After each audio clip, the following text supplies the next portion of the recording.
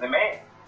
Yeah, it's been interesting. It's been kind of dope watching Pat Riley throughout the years. He's been a little over the top. And then what I respected most about Pat Riley is this.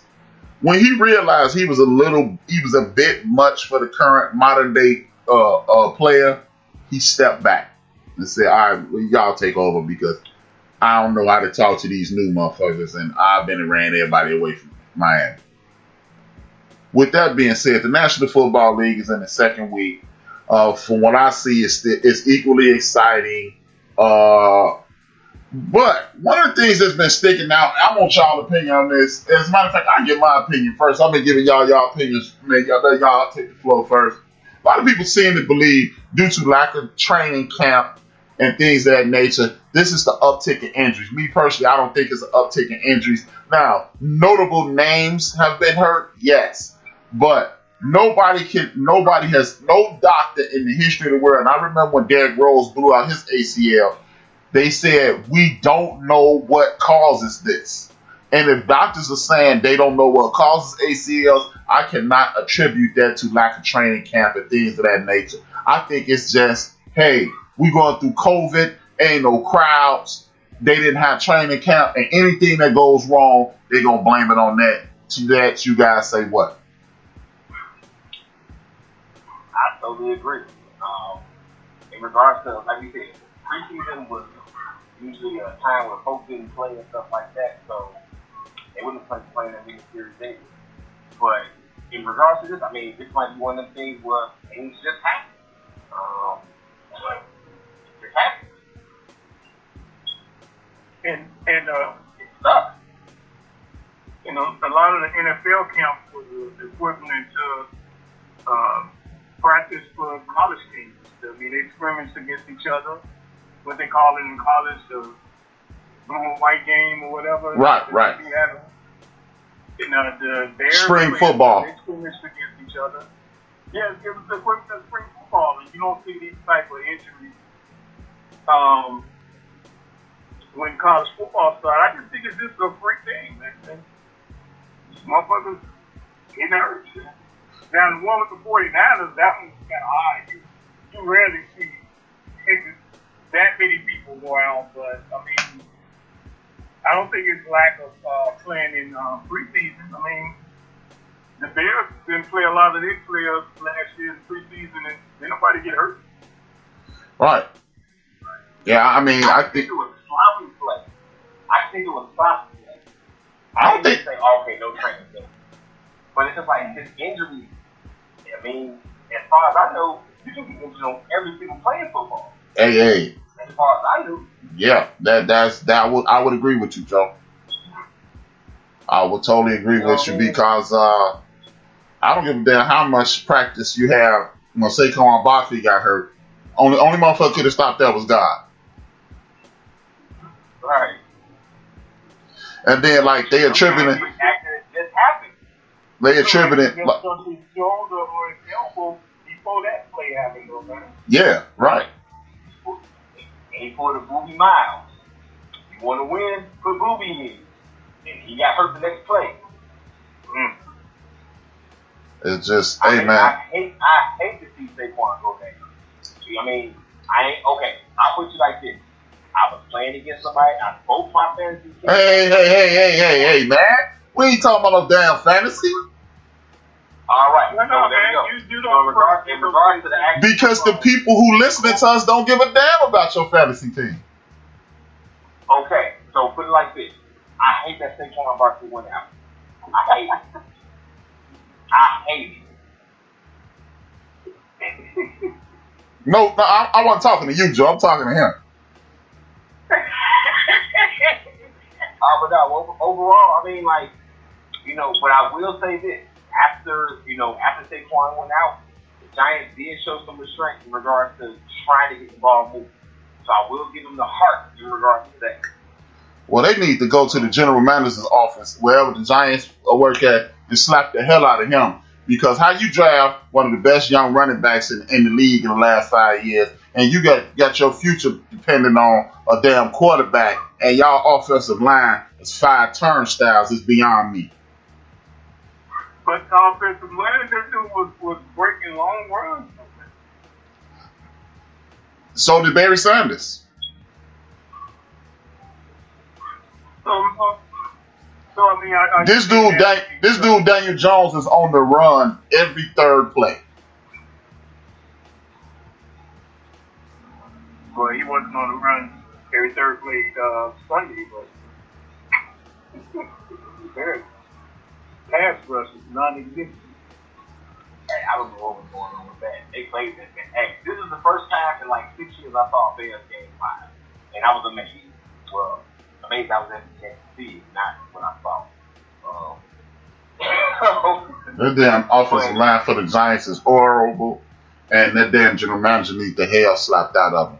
Period. Point blank, full stop. Let's go. That shit is terrible. The Dallas Cowboy game and I almost said Philadelphia Falcons. The Atlanta Falcons and the Dallas Cowboys was one of the most embarrassing games I've seen in a very long time. Either one of y'all want to talk about that? Hey man, there was a new rule with the onside kick, so I guess they thought that nobody could touch it unless you got to 10 yards. The only reason I can think that they were just standing around looking at that ball. Okay, I mean, if you play Fire Dan Quinn. Hold it. Yeah. Oh, wait a minute. Y'all do understand the new rule is when you do an onside kick, the Falcons can't run until the kicker hits the ball. You used to be able to get a running start with onside kicks. Now, nobody can move until the dude kicks the ball. That's the only change in that rule. Right, but maybe they wasn't clear on what the rule was.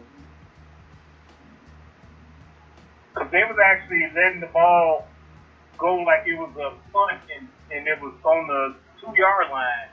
Because the way that they was moving away from the ball, like, what the hell is y'all doing, man? Well, wait a minute. You were saying, what the hell are y'all doing? So you knew the rule, and these motherfuckers making hundreds of thousands of dollars don't? Hey, man, I didn't know that it was a change in the rule until after the game. Exactly. But you knew, go get the ball, and these dudes who getting paid every Sunday don't. Dudes who are on the special teams don't. This is your only job. What's your instinct as an Atlanta Falcons need to let me get this ball. Let me just dive on you. We get penalized. Right. At least we still got the ball.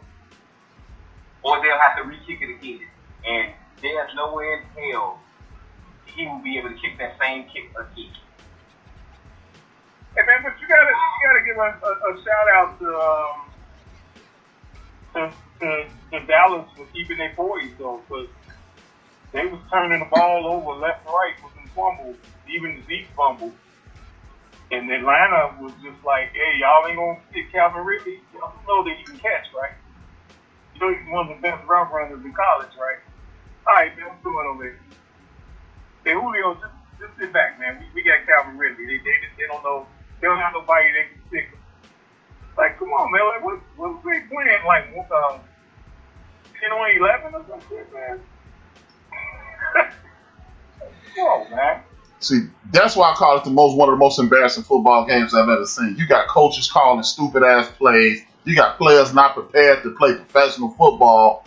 And ain't nobody. And see, this is why I disagree with y'all with the Doc thing. Because both those coaches' asses should be on the Budweiser hot seat. Even Buddy just started with Hell yeah. The only reason ain't nobody talking about firing his dumb ass, and if anybody want to question what I'm saying, go to my Twitter timeline for Sunday, and you'll see what I was saying. This dude, this is a clown show. I was saying that real time.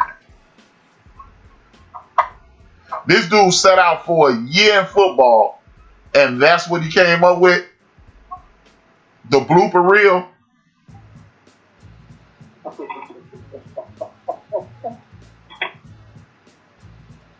Again, not to beat a dead horse, but this is exactly why I say, hey man, damn, ask these people for jobs you know they don't want you in. Go to where you know you'll be wanted, and then people will find you. And then you can just politely say, no thank you. Because you wanted Wayne Fox to keep his job, and you wanted all these Woodrows to keep their job. I'm cool, because when I get there, I'm gonna be under so much ridiculous scrutiny, Tyrone Bowles, or Todd Bowles, excuse me, that I ain't even gonna get a shot. Adam Gase keeping his job.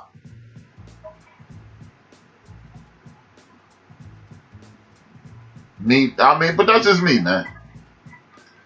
And if it would have been me, if I would have been Arthur Blanks and Jerry Jones, I would have told homeboy Mike McCarthy and the coach of the Falcons, you leave, you drive.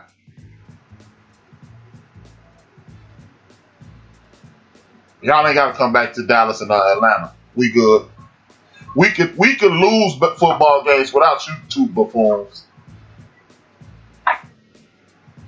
This dude is the one. Do you know how embarrassing it is for a record to be 440-1 and you be the one?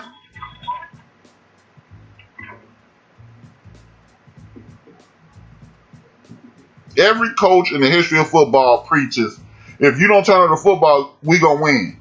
Not only if they not turn on the football, they damn near scored a 40 burger and lost. Mike McCarthy and homeboy in Atlanta, they need to be. I wouldn't have told them let's go. I'd have said, hey man, let's win. It's time for y'all to win. Right. Dan Quinn is on the side of two embarrassing losses, ending up by 20. This dude is 400. He is the one and 440-1, and the greatest deficit to ever be overcome in Super Bowl history before him was 10 points. Not only did he eclipse the 10-point mark, he was up 20. Right. He need to be. What's his name? Quinn. Dan Quinn. Dan Quinn need to be the fuck out of there. Chargers, Chiefs, talk to me, brothers. Man, they was hanging with some cats, man. I'm liking Justin Herbert. Like, he's doing his thing. Like, I don't know what was going on with Tyrod Taylor, at the beginning of the game. They say he had like an injection for his ribs and ended up messing up his chest. I mean, hope stay strong, brother. Get well soon. If that's truly the story. Get well soon, because losing enough people at this first time.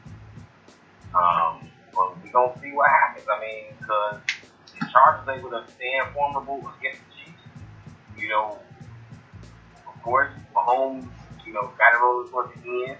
Probably, that will win. That field goal to win. But as far as it goes, I kind of like Justin Herbert. I want to see what the Chargers can go. Yeah, I think the young fella looked all right, man.